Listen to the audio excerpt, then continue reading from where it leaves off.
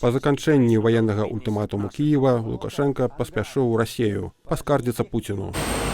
Двухдзённы візіт загадзя не быў анансаваны, і хутчэй за ўсё яго прычынай сталі жорсткія патрабаванні Зеленскага спыніць военную дапамогу России. Мы с ним так в деталях не останавливались на этой теме, но конечно, это вызывает озабоченность, когда грубые какие-то окрики со стороны раздаются. Но это не вызывает какой-то паники со стороны президента Лукашенко. Он подходит к этому очень спокойно, уравновешенно, взвешенно. Відавочна, што дыктатар дамагаўся ад Крамля гарантый бяспекі, адначасова пазбегаючы ўступлення ў поўнамаштабную вайну. Магчыма, пагрозы Зеленскага нават дапамаглі Лукашенку пераканаць расійскіх калег у тым, што спраўная нафтаперапрацоўка і палітычная стабільнасць у Беларусі для іх выгаднейшая, чым другі фронт. Конечно же, тема Украины фигурировала в повестке дня неформального общения, которое имело место в пятницу и в субботу на Валдае. Но в целом он передавал какое-то послание от Зеленского или нет хотя бы это? Нет. Маршрут вялікай прагулкі беларускага палітыка сімвалічны з РФ у КНР, другога па значнасці геапалітычнага патрону рэжыму Лукашэнкі. Не заязджаючы дадому, ён з Расіі адправіўся адразу ў Пекін. Чамусьці гэтая дэталь падалася кітайскаму лідару важнай. Ён з усходняй хітраватасцю наўмысна падкрэсліў яе ў вітанні. Нібыта не ведаў, адкуль прыляцеў госць. К себе домой. Минска гуляла. Прямо из Минска? Нет, я летел из Подмосковья сюда.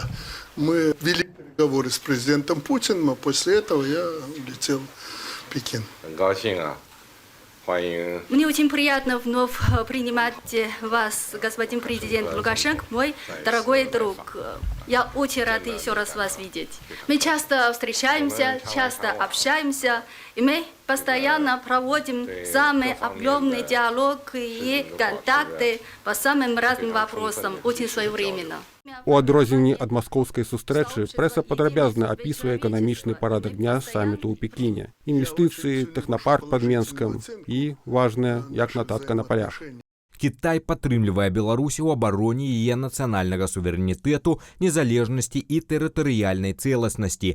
Гучыць як папярэджанне Уладзіміру Пуціну. Калі Расія патрэбная кітайцам як тая, што ваюе, аслабленая, крыніца танных энергарэсурсаў, то Беларусь цікавая Пекіну менавіта па-за вайной, стабільная для інвестыцый, фарпост для кітайскай экспансіі на мяжах еўразвяза. Яшчэ напярэдадні майскага візіту віцэ-прэм'ера КНР Лукашенко змяніў публічную рыторыку на падкрэслена мірную ў дачыненні да Кіева. Магчыма, крызіс у дачыненнях з Украінай і стаў нагодай для чаўночнай дыпламатыі Лукашэнкі. Несмотря на дружеский, теплый семейный формат, конечно, обсуждался спектр всех взаимоотношений. Экономических, политических, не обошлось, безусловно, без обсуждения ситуации в регионе. Всех интересует, что происходит у нас. И сегодня, в принципе, тоже была встреча двух глобальных лидеров, двух мудрецов, где были обсуждены в том числе и вопросы региональной повестки.